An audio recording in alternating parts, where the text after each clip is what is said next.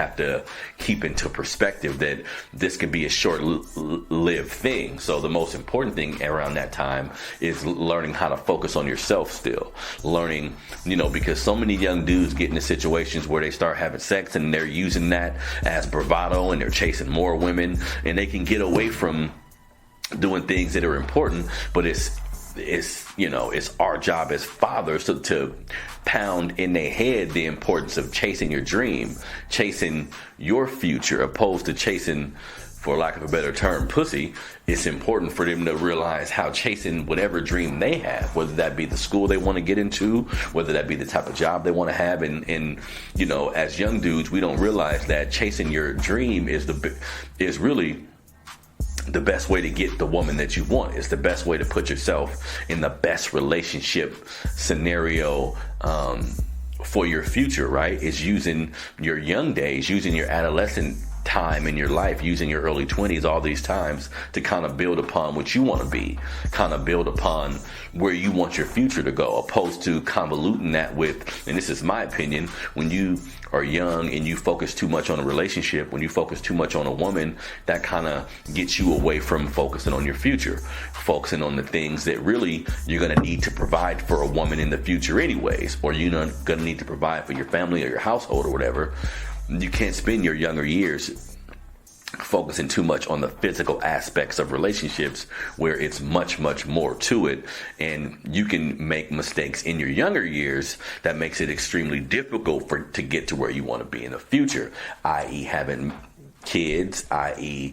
certain sexually transmitted diseases, you know what I'm saying?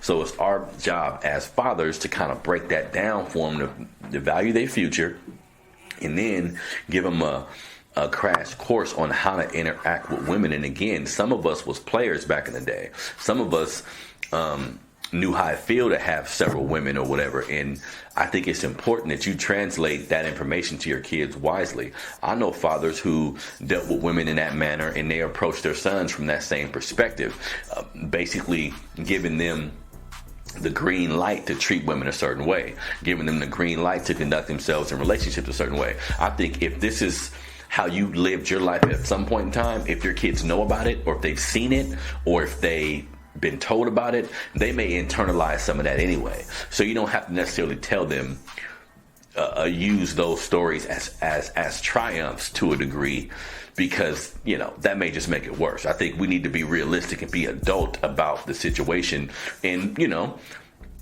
let them know the importance of telling the truth. I mean, you can't tell a young boy to tell him, you should just be in a relationship with one woman or whatever. I mean, as a 17, 18, 19-year-old, that may not be the best option.